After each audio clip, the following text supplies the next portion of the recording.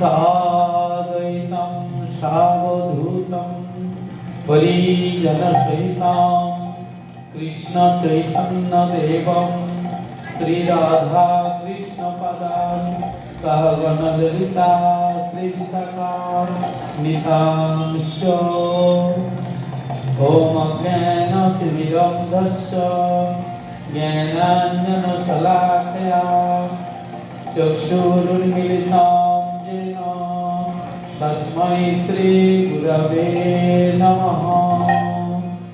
वञ्चाकल्पतरुभ्यश्च कृपासिन्धुभ्येव च पतितानां पावनेभ्यो वैष्णवेभ्यो नमो नमः। आजनुलम्बितभुजौ कनकावदातो संकीर्तनैकपितरो कमलायताक्षो विश्वम्भरो द्विजवरो युगधर्मपालो वन्दे जगत्प्रियकरो करुणयावतारो। नमस्त्रिकालसत्ताय जगन्नाथसुताय च सवृत्ताय सपुत्राय सकलत्राय ते नमः। वञ्चाकल्पतरुभ्यश्च कृपासिन्धुभ्येव च पतितानां पावनेभ्यो वैष्णवेभ्यो नमो नमः। नारायणं नमस्कृत्य नरं चैव नरोत्तमं देवीं सरस्वतीं व्यासो ततो जयमुदीरयेत्। नष्टप्रायेषु अभद्रेषु नित्यं भागवतसेवया भगवती समाश्लोके भक्तिर्भवति नैष्ठिकी। श्रीकृष्ण चैतन्य प्रभु नित्यानंद श्री अद्वैत गदाधर शिवसदि गौरभक्तवृन्द। हरे कृष्णा कृष्णा कृष्णा हरे हरे हरे राम राम राम हरे हरे।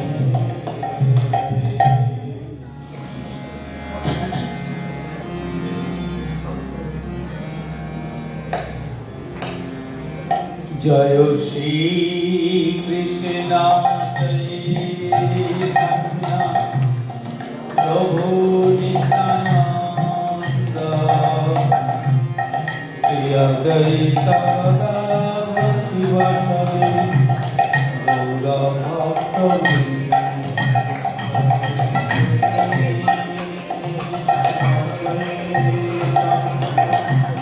प्रभु नित्यानंद श्री अद्वैत गदाधर शिवसदि गौरभक्तवृन्द। श्री कृष्ण चैतन्य प्रभु नित्यानंद श्री अद्वैत गदाधर शिवसदि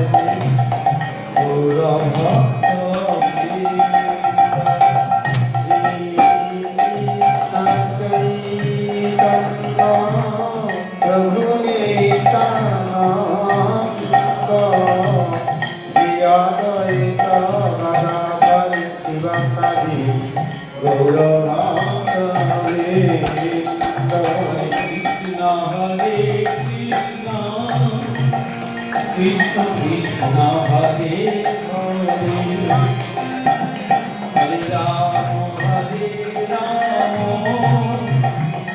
राम राम हरे हरे। हरे कृष्ण हरे कृष्ण हरे हरे हरे राम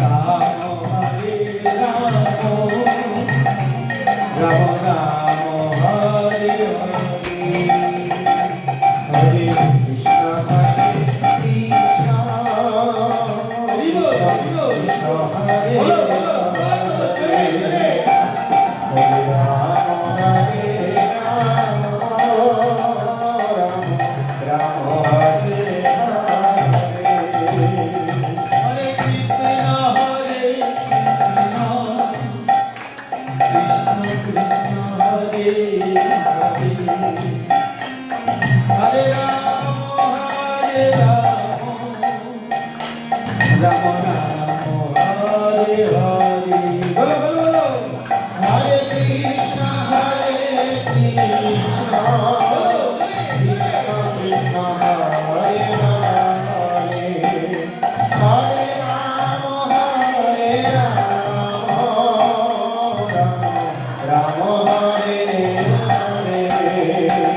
হরে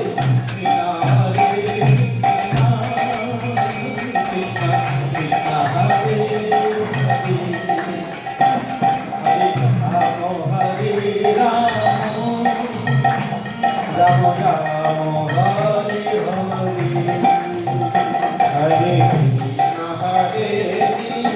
Krishna Krishna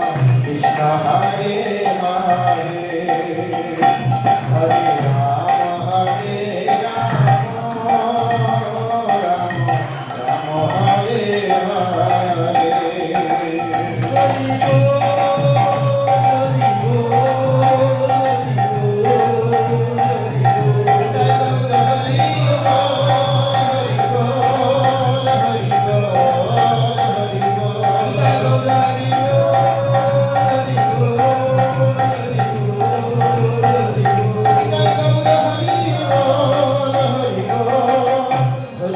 Hare Hare Prabhupada জগতের গুরু ভক্তি সিদ্ধান্ত সরস্বতী ঠাকুর, তিনি হলেন জগতের আচার্য।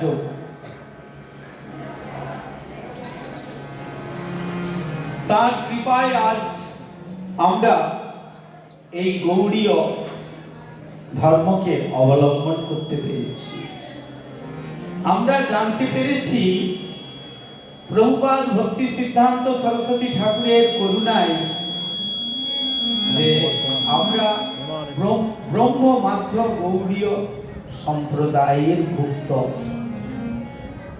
তা না হলে জানতে পারতাম না। তিনি একমাত্র আমাদের জানিয়েছেন, তিনি গ্যালন গ্যালন রক্ত খরচ করে আমাদের ভারতবর্ষ তথা পাশ্চাত্য জগতেও 64টি মঠ প্রতিষ্ঠা করেছিলেন। তার 150তম আবির্ভাব তিথি পূজা সামনে এই ফাল্গুন মাসের 11 তারিখ না 12 তারিখে। কততম? 150তম। এই যে আজকের প্রয়াস, এই প্রয়াসটি হলো সেই প্রভুপাদ ভক্তি সিদ্ধান্ত সরস্বতী ঠাকুরের 150তম আবির্ভাব উপলক্ষে নগর সংকীর্তন এবং এই আয়োজন। তাই আমি যেটা আনতে বললাম, ফেসবুকটা আনতে বললাম, কেন আনলো না? কেন আনলো না? কোথায় আছে ফেসবুকটা? তাই বিনোগ্রাম একটি ছোট্ট প্রতিষ্ঠান, বিনোগ্রাম আশ্রম, ভক্তি বিনোদ আশ্রম। প্রভুপাদ ভক্তি সিদ্ধান্ত সরস্বতী ঠাকুরের কৃপাভিষিক্ত ছিল জয় গদাধর ব্রহ্মচারী গদাধর দাস বাবাজি মহারাজ। তিনি এই আশ্রমটি প্রতিষ্ঠা করে ভগবান শ্রী গৌর নিত্যানন্দ এবং রাধা গোবিন্দ গোপীনাথের শ্রী বিগ্রহ প্রতিষ্ঠা করে আমাদের এই জগতে জীবকে দেখাতে চেয়েছিলেন যে আমরা যাতে কৃষ্ণ ভক্ত হতে পারি। কৃষ্ণ ভক্ত যাতে সকলে হয়, সেই জন্য তিনি এই আশ্রমটি, এই জঙ্গলের মধ্যে এই আশ্রমটিকে প্রতিষ্ঠা করেছিলেন খুব কষ্ট করে। এবং তিনি শ্রীবিগ্রহ প্রতিষ্ঠা করেছিলেন, ভাগবত কথা প্রচার করেছিলেন। কিন্তু হয়তো সেই সময়টা সময় হয়নি। তিনি বলেছেন সেই সময়ে অনেক ভক্ত হয়েছিলেন, তার পরবর্তী সময়ে হয়তো কিছু ভাটা পড়েছে। কিন্তু এখন দেখা যায় যে অনেক ভক্ত হয়েছে, অনেক ভক্ত আসছে মহাপ্রভুর ভক্ত হওয়ার জন্য, অনেকে ইন্টারেস্টেড হচ্ছেন। কারণ সকলে বুঝতে পারছেন যে এই জগৎটা কিরকম জগৎ। এই জড় জগতে থেকে আমরা শান্তি লাভ করতে পারবো না। পরা শান্তি যেটা, সেই শান্তিটা আমরা লাভ করতে পারবো না। সুখ আছে বটে, কিন্তু পরা শান্তি লাভ করতে পারবো না। পরা শান্তি লাভ করতে গেলে একমাত্র কৃষ্ণ ভাবনার, কৃষ্ণ কনসাসে আমাদের আসতে হবে। তা না হলে আমরা পরা শান্তি লাভ করতে পারবো না। তাই আসুন আমরা সেই শিল প্রভুপাদ ভক্তি সিদ্ধান্ত সরস্বতী ঠাকুরের উদ্দেশ্যে গুরু বন্দনা আমরা করি, এবং গুরু বন্দনায় যেন প্রভুপাদ আমাদের প্রতি সন্তুষ্ট হন। প্রভুপাদ আমাদের প্রতি সন্তুষ্ট হবেন, আর প্রভুপাদ সন্তুষ্ট হলে আমরা তার করুণায় এই যে পথে আমরা আছি, এই পথটিকে সুন্দরভাবে দৃঢ়ভাবে তার চরণগুলিকে আঁকড়ে ধরে থাকতে পারব। শ্রী গুরু চরণ পদ্ম কেবল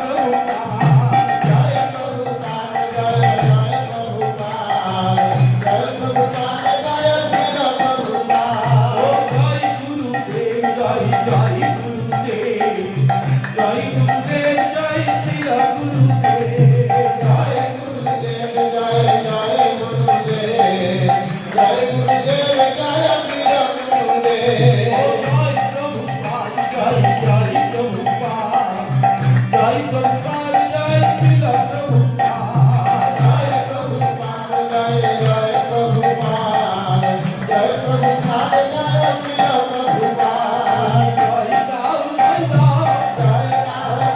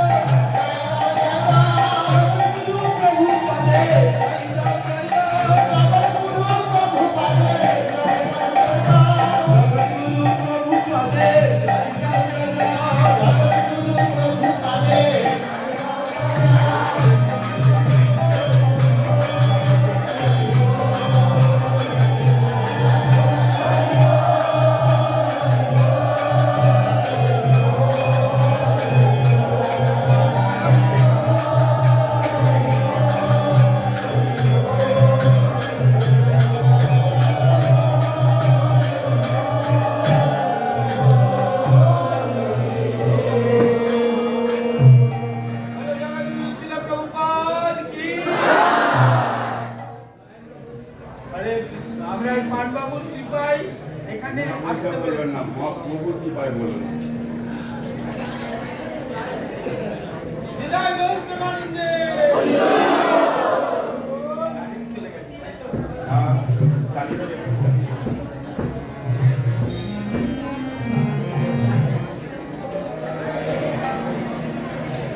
হরি বল।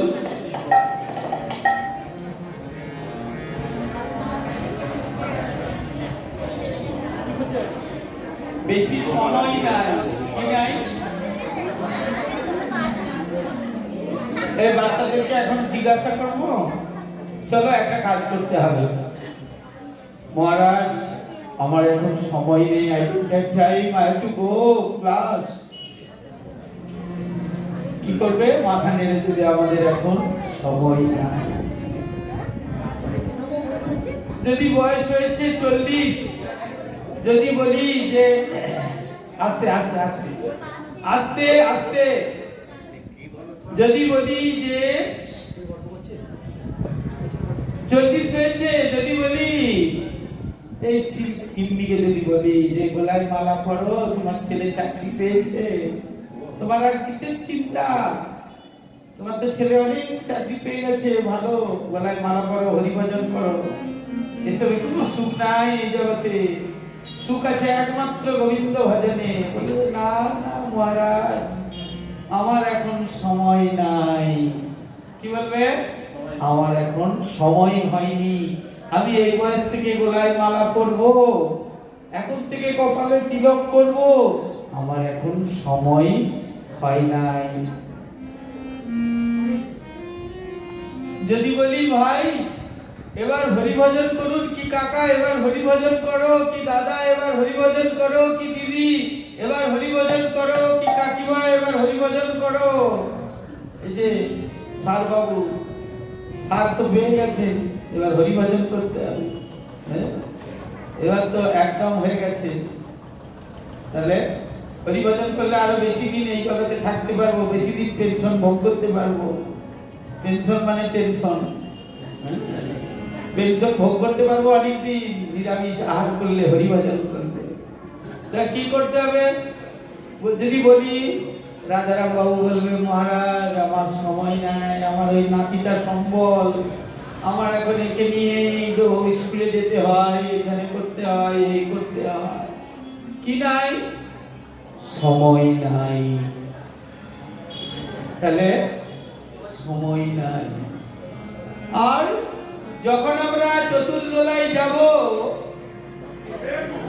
চতুর্দোলায় যখন যাব না, তখনও মাথাটা নড়বে। কি বলে? সব পথ বেঁধে দেয় তো, মাথাটা খালি খোলা থাকে। কি বলবে? বলবে বলো হরি হরি বল, রাম নাম সত্য হ্যায়, বলতে বলতে যাবে আগে আগে। আর মাথাটা নেড়ে নেড়ে মৃত ব্যক্তিটা কি বলবে? ভাই আমার সময় নাই। তাহলে কি লাভ হলো? লাভটা কি হলো? এখন থেকে সেই জন্য শাস্ত্র বললেন এখন থেকে হরির নাম করতে হবে। যেদিন তুমি সময় পেয়েছো, যখনই তোমার বুঝে নিয়েছো, তুমি যদি বুঝতে পেরেছো যে এই জগতে একটাই মাত্র কথা, সেটা হলো হরির নাম, হরি কথা, হরি কীর্তন, সব থাকবে। যে সংসার ছেড়ে দিতে হবে, আমি সংসার করতে পারবো না, কি আমি রান্না করতে পারবো না, কি আমি খেতে দিতে পারবো না, কি আমার সংসারের কর্ম হবে না, কি আমার পড়াশোনা হবে না, কি আমার চাকরি বাকরি হবে না, তা নয়। তুমি কি করো? হরির নাম করো, তার সঙ্গে এগুলো করার সঙ্গে কারণ এটা একটা আমাদের বিশেষ কাজ। যেমন নিত্য কাজ, সকালে ঘুম থেকে উঠে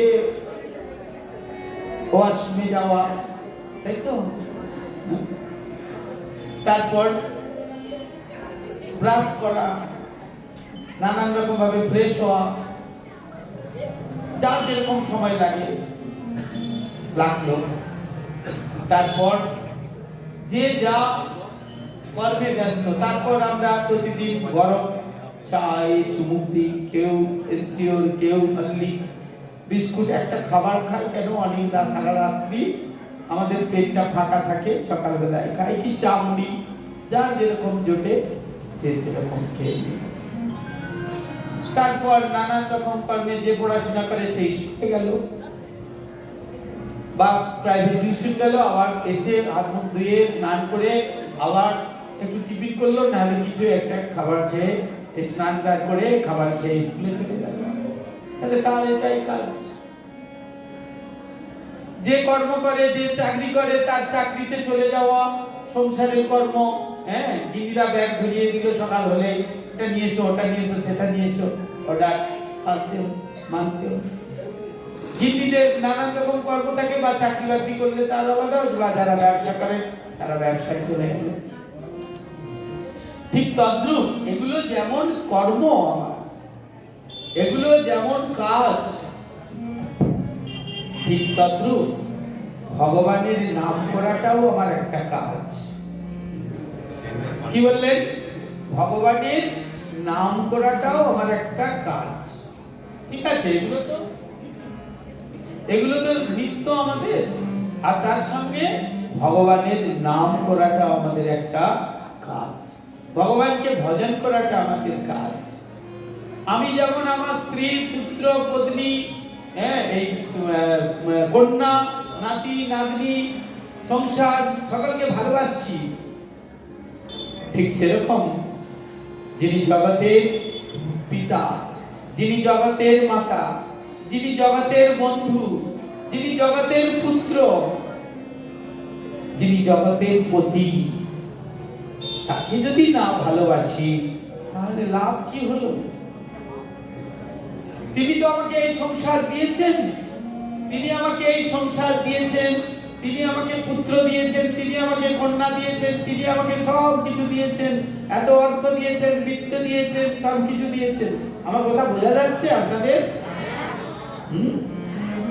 তাহলে আমরা কেন হরির ভজন করব না, তাকে ভালোবাসবো না, তার ভজন করব না, সেটা বাদ দিয়ে এগুলো করছি?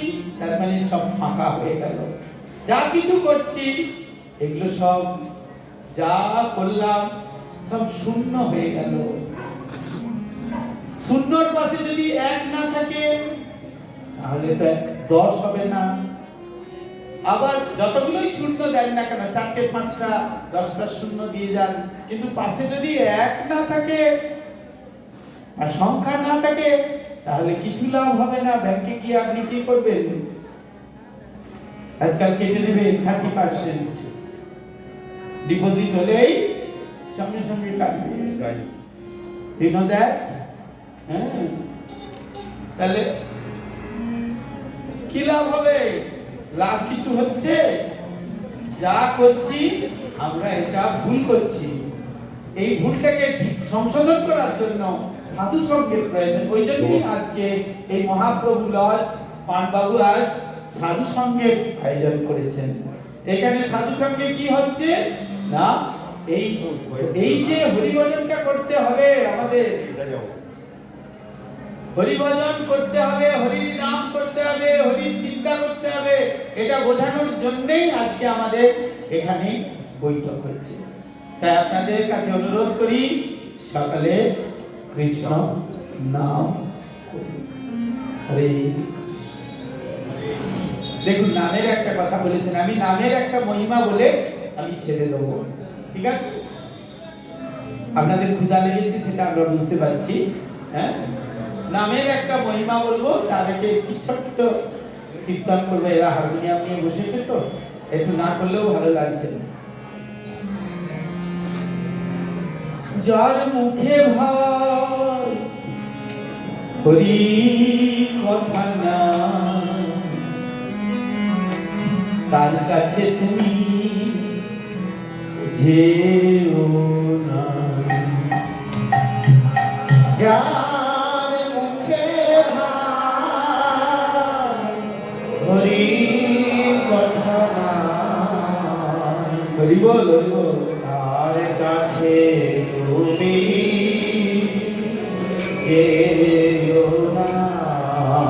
কি বললেন? কি বললেন? শোনা গেল? বোঝা গেল? যার মুখে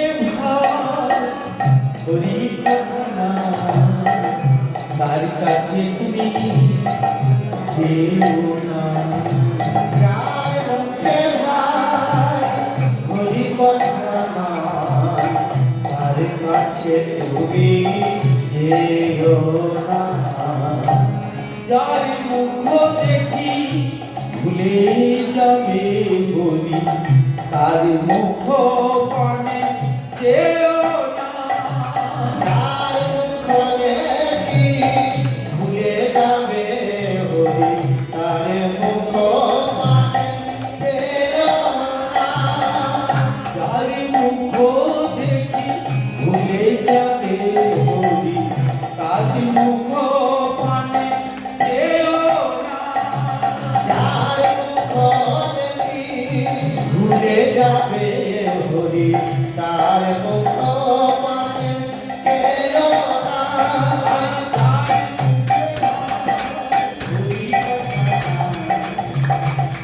তার কাছে তুমি যেও না।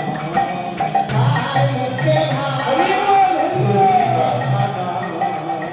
তার কাছে তুমি যেও না। অধীর রহিলে ভগবানে অবিলম্বে করো যাহা করিব।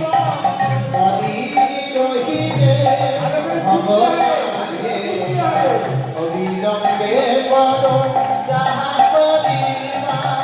অধীর রহিলে ভগবানে অবিলম্বে করো যাহা করিব।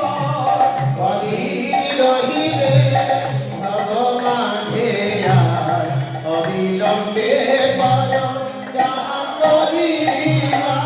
পরের কথাই বিবাহকে যায়, পরের কথায় বিবাহকে যায়, পরের কথাই বিবাহকে যায়, পরে কথায় বিবাহকে যায়।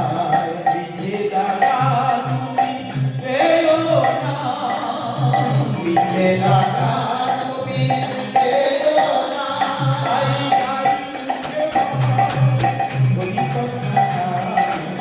তার কাছে তুমি যেও না। তার মুখে হরি বল, হরি বল, হরি বল। তার কাছে তুমি এলো না। এ তোমাকে কবে কি কথা বলিবে, এ তোমাকে কবে কি কথা কহিবে। এ তোমাকে কবে কি কথা বলিবে। এ তোমাকে কবে কি কথা কহিবে। এই কথা ভাবিলে আমি কি চলিবে, সে কথা ভাবিলে আর কি করিবে। এই কথা ভাবিলে আর কি চলিবে। সে কথা ভাবিলে আর কি করিবে। বিপদে সম্পদে রাখিবে যে পদে, বিপদে সম্পদে রাখিবে পদে। বিপদে সম্পদে রাখিবে যে পদে। বিপদে সম্পদে রাখিবে পদে। আর কত কেন ভাবনা তুমি, আরে কত কেন ভাবনা। আর কত কেন ভাবনা তুমি। আর কত কেন ভাবনা।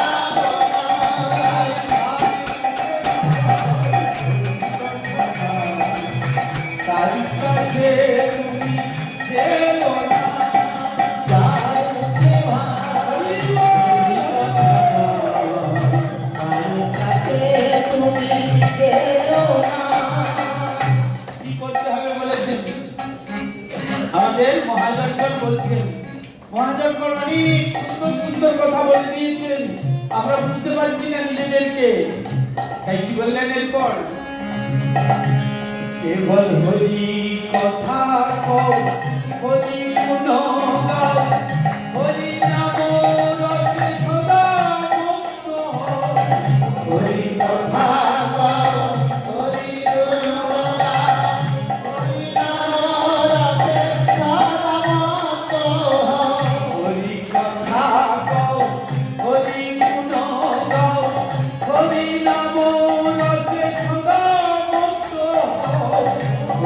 কথা হরি হরি নাম রাতে হরি নাম গীতি গো গীতি হরি নাম গীতি হরি নাম গীতি গো গীতি হরি নাম গীতি অন্য কোন গীতাকে গো না অন্য কোন গীতার দেবনা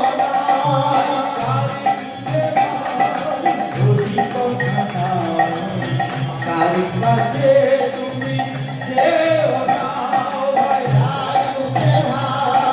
হরি কথা তার কাছে তুমি দেবনা যার মুখ দেখি ভুলে যাবে হরি তার মুখ দেখি ভুলে যাবে হরি তার মুখ পানে যেও না তার মুখ মানে দেবনা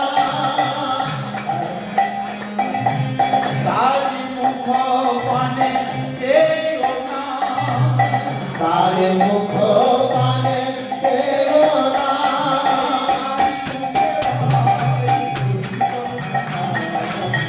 কারি কাছে তুমি যেও না তার মুখে হরি কথা তার মুখ মানে দেবনা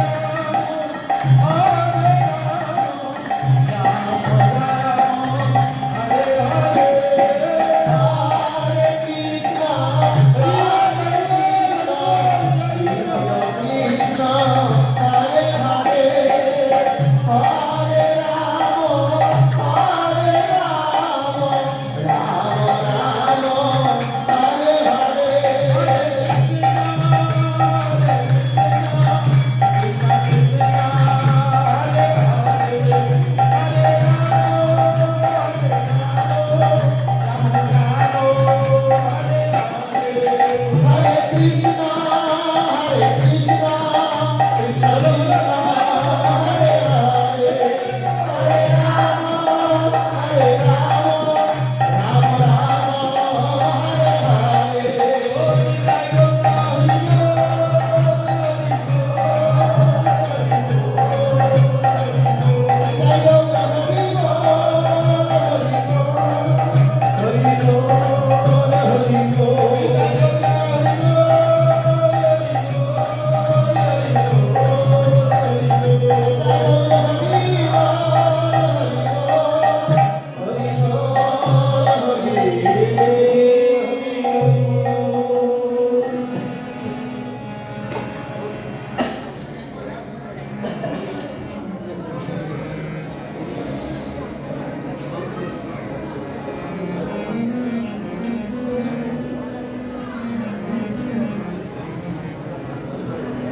আর 10 মিনিট 15 মিনিট আমরা বলবো।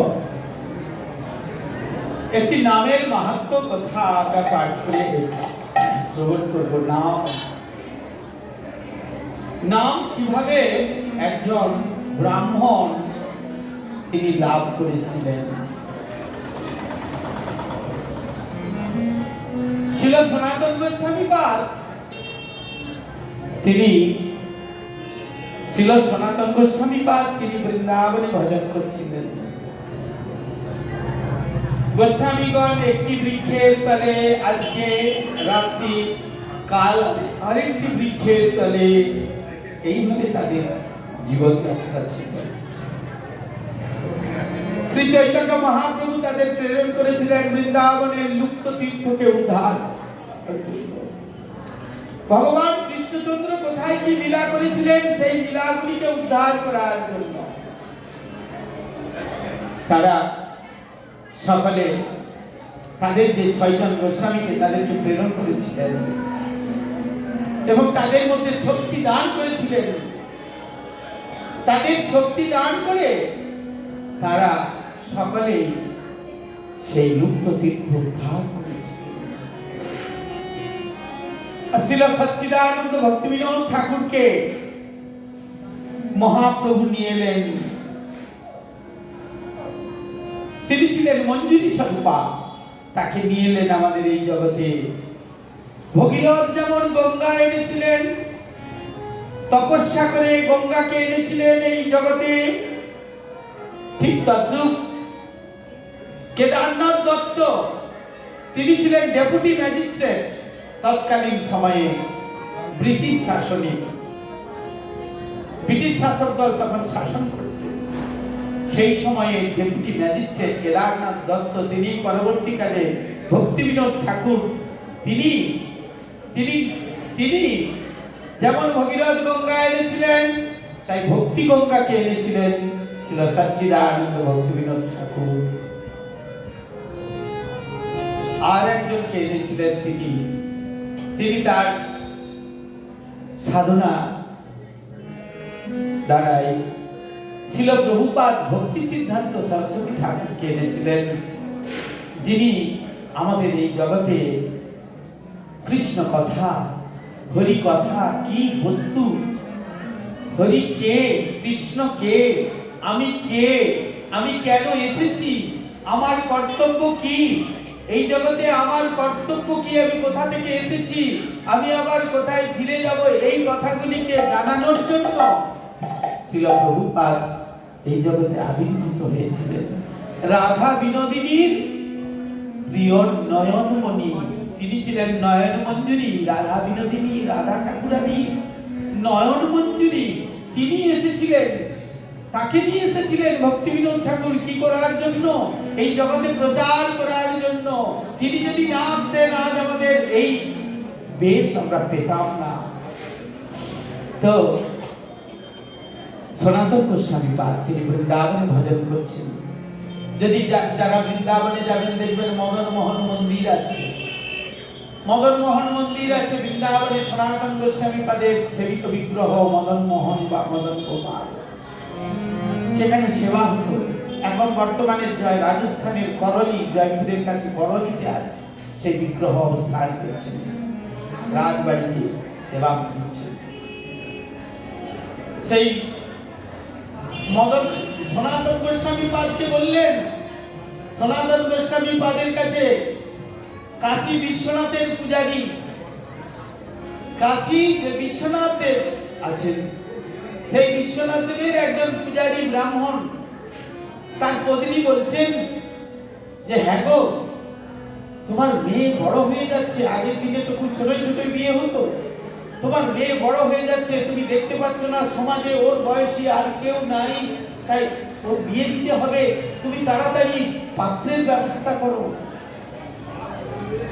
কিন্তু বিয়ে দিতে গেলে তখনকার দিনের নিয়ম ছিল, একদিকে কন্যা বসবে, আরেকদিকে সোনার মোহর বা সোনা দিয়ে ওজন করে কন্যাকে পাত্রপক্ষকে পাত্রস্থ করতে হবে। এখনো তো আছে, 8 লাখ 10 লাখ ছিল, কিন্তু এখন জানি না কি হচ্ছে। আমরা যখন দেখেছি আমাদের দিদি বোন টোন বিবাহ হয়েছে, তখন 8 লাখ 10 লাখ 5 লাখ যে যেমন পাত্র, যে যদি কেউ হাই স্কুলের মাস্টার টিচার বা প্রফেসর বা একটু রেলের চাকরি করে বা ব্যাংকের চাকরি করে বা ব্যবসা করে, ভালো ব্যবসা, 5 লাখ 10 লাখ 20 লাখ 15 লাখ এইরকম একটা প্রথা ছিল, তখনকার দিনেও ছিল। একদিকে সোনা বসবে, সোনা দেবে, আরেকদিকে কি বলে কন্যাকে দেবে। এত টাকা অর্থ পাবো কোথায়, আমি তো গরিব ব্রাহ্মণ। চিন্তা করে করে তিনি চিন্তা করলেন, বললেন তুমি বাবার পূজারী। পত্নী বলছে, প্রতিদিন বলে, সব সময় বলে, বলে তুমি বাবার পূজারী, বাবা বিশ্বনাথের পূজারী, তুমি যাও বিশ্বনাথের ওখানে ধর্ণা দাও। ধর্ণা দেওয়া যাবে? 3 দিন 3 রাত্রি না খেয়ে দিয়ে স্নান করে সেখানে সেই শিবের মন্দিরে হলে ওম নমঃ শিবায় বা ত্রম্বকম যজামহে এই মন্ত্র বলবে আর ধর্ণা দিয়ে থাকবে। ধর্ণা মানে পড়ে থাকবে, সেখানে কোনো কিছু আহার করবে না, এমনকি জল পর্যন্ত আহার করবে না। বাবার কৃপা হয় কিনা দেখি। তখনকার দিনে নিয়ম ছিল, রোগ হলে বা হলে এরকম করতো অনেকে। আশুতোষ তিনি অল্পে সন্তুষ্ট হয়ে যান। কেউ যদি একটা সুন্দর বিল্লপত্র নিয়ে উইথ লাভ এন্ড ডিভোশন, প্রেম এবং ভক্তি সহকারে নিয়ে গিয়ে সেই শিবের মাথায় দেয় না, শিবজি সন্তুষ্ট হয়ে তাকে আশীর্বাদ করে। তিনি যা চান তাকে তাই দেন। আমরা জগতে অনেক কিছু চাই, আমার ছেলের চাকরি করে দাও, আমার বিজনেসটা বড় করে দাও, আমার এই দাও, আমার ছেলেকে বড় করো, আমার ছেলেকে খুব শিক্ষিত করো, ডাক্তার করো, এই করো, ওই করো, সেই করো বলি আমরা। মেয়েকে এই করো, মেয়ের ভালো বর দাও, এটা ওটা চাই। যে শিবজি আশুতোষ তিনি দেন। আর যদি বলি বাঞ্ছা কৃপা সিন্ধু ভক্তি পতিতানাং পাবনেভ্যো বৈষ্ণবেভ্যো, আমি আমার আর কিছু লাগবে না, আমাকে তুমি শুধু কৃষ্ণ ভক্তি প্রদান করো, যাতে আমার কৃষ্ণ ভক্তি লাগে। এখন ঠাকুর মশাই ব্রাহ্মণ, তিনি ব্রাহ্মণরা তো এমনি বলে দাও দাও। সাধারণত ব্রাহ্মণরা, যারা যজমানকে ব্রাহ্মণ, তারা কি করে, তারা তো তাদের চাহিদা অনেক থাকে, সেই জন্য তারা অত্যন্ত গরিব। যাদের চাহিদা বেশি তারা সবসময় গরিব হয়ে যায়। এমনি দেখবেন এখন ব্রাহ্মণ গিয়ে ধর্ণা দিয়ে, বাবা এসেছেন, কি চাও তুমি? তুমি যে আজ 2 দিন যাবত আমার এখানে না খেয়ে দিয়ে পড়ে আছো, তাই তুমি কি চাইছো? বললেন, আমি আর অন্য কিছু চাইছি না, আমার কন্যার কি করে বিবাহ হবে আপনি তার উপায় বলে দেন। আপনি তো আমাকে গরিব করে রেখেছেন, আমার তো সেরকম অর্থ নাই। বললেন, ও তাই ঠিক আছে, তুমি একটা কাজ করো, বৃন্দাবনে সনাতন গোসাই আছেন, সনাতন গোস্বামী, তার কাছে চলে যাও। তিনি ভজন করছেন। কোথায় ভজন করছেন? যমুনার তীরে, যেখানে আদিত্য টিলা আছে। সেখানে আদিত্যরা এসে তপস্যা করেছিলেন। আর যখন কালীনাথ কে দমন করেছিলেন, সেই দমন করার পর জলের থেকে উঠেছিলেন বলে এই শীতের সময় সেটা হয়েছিল, তাই তাকে সেখানে রোদ্দুরের তাপ দিয়েছিলেন সকলে ব্রজবাসীরা কৃষ্ণকে। তাই সেই স্থানটা হচ্ছে দ্বাদশ আদিত্য টিলা। সেইখানে ভজন করছেন, তুমি চলে যাও, সেখানে গেলে তুমি সব পেয়ে যাবে। তাই ওখানে গেলে আমি পাবো? বললেন, হ্যাঁ, ওখানে গেলেই তুমি সব পেয়ে যাবে। উনি পরের দিন পত্নীকে বলে একটু মুড়ি চিরা ছাতু টাতু নিয়ে বেঁধে আর পথে পথে যাচ্ছেন, হাঁটতে হাঁটতে কোথায়? বৃন্দাবনের দিকে, ব্রজধামের দিকে যাচ্ছেন। বৃন্দাবনে চললেন সেই ব্রাহ্মণ। আর বৃন্দাবনে গেলেন ব্রাহ্মণ। বৃন্দাবনে গিয়ে খোঁজ করে করে, তখন তো এত বসতি ছিল না, মদন মোহন মন্দিরে কদম্ব বৃক্ষের তলে, সেখানে তখন এত বড় মন্দিরও ছিল না। পরবর্তী সময়ে মন্দির হয়েছে, কাপুর করে দিয়েছেন কাপুর বাবু। তখন সনাতন গোস্বামীর কাছে গিয়েছেন, খুঁজে খুঁজে কোথায় সনাতন গোস্বামী? সকলে বলতেন বড় বাবা, বড় গোসাই। তারা সনাতন গোস্বামী পাদ কে সকলে বড় গোসাই বলতেন, কারণ রূপ সনাতন। আপনারা নাম শুনেছেন না, রূপ সনাতন? সেই রূপ আর সনাতন, তাই সেই সনাতনকে সকলে বড় গোসাই বলতেন, বড় বাবা বলতেন। ওখানে সকালে বাবা বলে, নবদ্বীপে বলে গোসাই প্রভুদেরকে, আর নবদ্বীপবাসী আর বৃন্দাবনের বাসীরা সকলে ব্রজবাসীরা বলে বাবা প্রভুদেরকে, বা মহারাজদেরকে বলে বাবা। বাবা ওইখানে থাকে, বড় বাবা ওইখানে থাকে। সেখানে গিয়েছেন কদম্ব বৃক্ষের তলে দিকে দেখে বসে হরিনাম করছেন। কৌকিন করা এক সাধুয়ারে আমাকে বাবা বিশ্বনাথ কি ছলনা করলেন। সেখানে এলেন কে, সেখানে এসে দর্শন করলেন, আর দর্শন গোসাই প্রভুদের দর্শন করলে একটু প্রণাম করতে ইচ্ছা করে, তাই গিয়ে একটু প্রণাম করলেন। প্রণাম করার সঙ্গে সঙ্গে বৈষ্ণবকে প্রণাম করেছেন, তাই কৃপা হয়ে গেছে। বলে কি চাও তুমি? বললেন আমি এই ঘটনা, আমি কাশী থেকে আসছি, ব্রাহ্মণ বিশ্বনাথ দেব আমাকে স্বপ্নে বলেছেন যে আছে আছে চিন্তা নাই, তারকবাবু চিন্তা নাই আছে। বললেন যে আমি এই জন্য এসেছি মেয়ের কন্যার বিবাহ। হাসলেন সনাতন গোস্বামী পাদ। বললেন একটা দেখালেন ধুলোর স্তূপ, দেখালেন ধুলোর স্তূপ মানে ধুলো, আর ধুলোর স্তূপটা দেখিয়ে বললেন ওখানে যাও, ওটা একটু আঁচড়ে নাও, একটা জিনিস আছে। বললেন কি?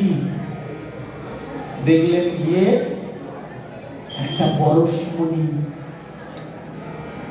প্রথমেই বললাম পরশমণি ছোঁয়ালে কি হয়, লোহার মধ্যে ছোঁয়ালে সোনা হয়ে যায়।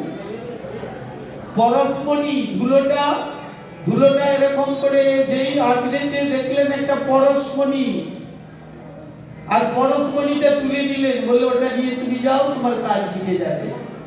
উনি তো জানেন ব্রাহ্মণ শিক্ষিত ব্যক্তি, ব্রাহ্মণটা শিক্ষিত হয়, জানেন পরশমণি লোহায় ঠেকালেই সোনা হবে, সোনা বিক্রি করে আমার সব দেখাবে। উনি আনন্দে নিয়ে যেতে যাচ্ছিলেন। একটুখানি গিয়ে চিন্তা করলেন, তাই তো বাবাজির কাছে যদি এত বড় সম্পদ থাকে, তাহলে নিশ্চয়ই আরো এর থেকেও বড় সম্পদ কিছু আছে। আমি আরেকবার যাই, যদি এর থেকে বড় সম্পদ পেয়ে যাই, তাহলে তো আর আমার জীবনে চিন্তা করতে হবে না, আর আমাকে পূজা করতে হবে না, ঘটি ধরতে হবে না। আরো কিছু সম্পত্তির আশায় লোভে সেখানে এলেন। এসে প্রণাম করে বললেন, বাবা আমি এটা তো পেয়েছি ঠিকই, কিন্তু আমি আরো অন্য কিছু চাই। বললেন ঠিক আছে, তুমি একটা কাজ করো, তুমি এখন এই যে পরশমণিটা, ওই বস্তুটা ওই যমুনার ফেলে দাও, ছুঁড়ে ফেলে দাও। মস্তক মুন্ডন করে যমুনায় স্নান করে আমার কাছে এসো।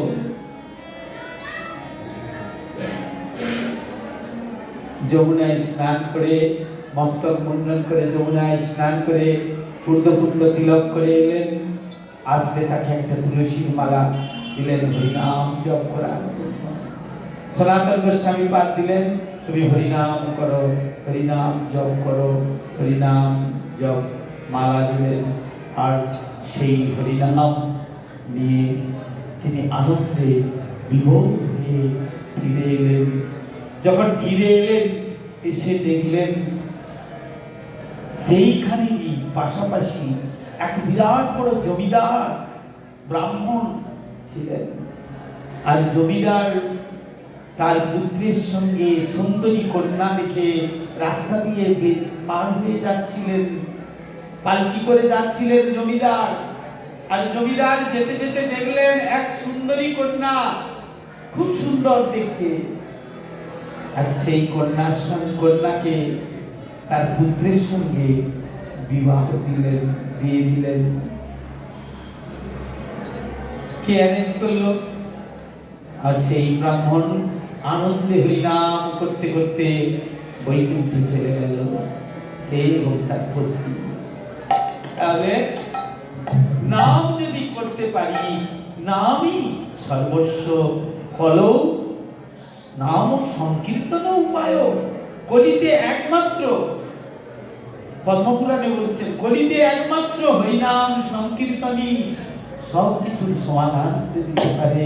তাই আপনারা বাড়িতে গিয়ে আনন্দে হরিনাম করুন, হরি কথা আলোচনা করুন। গীতায় বলেছে দশম অধ্যায়ে, দেখবেন খুব সুন্দর করে ভগবান বলেছেন, কে আমার প্রিয় মচ্চিত্ত মদ্গত প্রাণা বোধয়ন্ত পরস্পরম কথয়ন্তস্য মাং নিত্যম তুষ্যন্তি চ রমন্তি চ। গীতার দশম অধ্যায়ে দেখবেন 10 নম্বর শ্লোক না 9 নম্বর শ্লোক, কি যাই হোক। তাই আপনারা দেখবেন যে আমাদের যার চিত্ত আছে, আমাকে নিয়ে যে বোঝাপড়া করে, আমাকে আমার কথা যে প্রসঙ্গ আলোচনা করে, সব কাজ করুন, কিন্তু প্রতিদিন শ্রীমদ্ ভগবদ গীতা পাঠ করুন, তার রসটাকে নেন, ভগবদ গীতা প্রচার করুন, ভগবানের গ্রন্থ পাঠ করুন, বাড়িতে ভগবানকে পূজা দেন, আরতি করুন, ভগবানকে ভোগ নিবেদন করুন, ভগবানের প্রসাদ সেবা করুন, ভগবানের ভক্ত হন। দেখবেন জীবনে কত আনন্দ। এখন কি টাকা আসছে, আপনারা তো টাকা চাইছেন, আরো কত কত চলে আসবে, কত কত অর্থ চলে আসবে। যে অর্থটা এই সাধারণ অর্থ দিয়ে কেনা যাবে না, এটা আসবে পরম অর্থ, অর্থাৎ পরম অর্থ। অর্থ দিয়ে তো শান্তি পাওয়া যায় না। শান্তি কি কিনতে পাওয়া যায় অর্থ দিয়ে? অর্থ দিয়ে শান্তি কিনতে পাওয়া যায় না, কিন্তু পরমার্থ দিয়ে শান্তি কিনতে পাওয়া যায়। তাই চলুন আমরা সকালে নাম সংকীর্তন করি। নাম সংকীর্তনের দ্বারাই আমরা ভগবানকে সন্তুষ্ট করব। আপনারা আসবেন সকালে বিনগ্রাম শ্রীমদ ভক্তি বিনোদ আশ্রমে, দর্শন করবেন। নিত্যানন্দ প্রভু গৌরাঙ্গ সুন্দর রাধা মাধব আছেন সেখানে, নিত্য নিত্য সেখানে সেবা হচ্ছে, আরতি হচ্ছে, পূজা হচ্ছে, ভোগ হচ্ছে। কারো প্রসাদ পাওয়ার ইচ্ছা হলে আগের থেকে বলবেন, আগের থেকে আমাদের প্রভুদের জানিয়ে দিয়ে আসবেন। সকালে আসবেন, অনেকেই আসেন রাজঘাটে, প্রায় অনেক মানুষই আসেন, হয়তো অনেকেই জানেন না আবার। তাই আপনারা আসুন এবং বিশেষ করে ভগবানের ভক্ত হন, আর নিরন্তর নাম জপ করুন। নামটি কি? অন্য কোনো নাম নাহি হয় পার, অন্য কোনো নাম নিলে পার হবে না। গৌরী যে শিখালো নাম, সেই নাম গাও। অন্য সব নাম মাহাত্ম, সেই নামে পাও। গৌর কি নাম শিখিয়েছেন? হরে কৃষ্ণ হরে কৃষ্ণ কৃষ্ণ কৃষ্ণ হরে হরে, হরে রাম রাম রাম হরে হরে, হরে কৃষ্ণ কৃষ্ণ কৃষ্ণ হরে হরে, হরে রাম রাম রাম হরে হরে।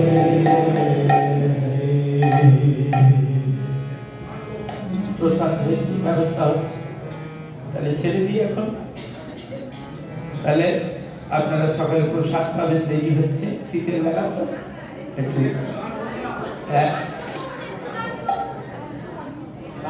গান তো গাইতে জানি না বাবা, কোনো তাল টাল কিছু নাই আমাদের, কিন্তু সবাই তো প্রসাদ পাবে। আমি এখন নৃত্য করতে পারবো না, আমার এখন একটু অসুবিধা আছে।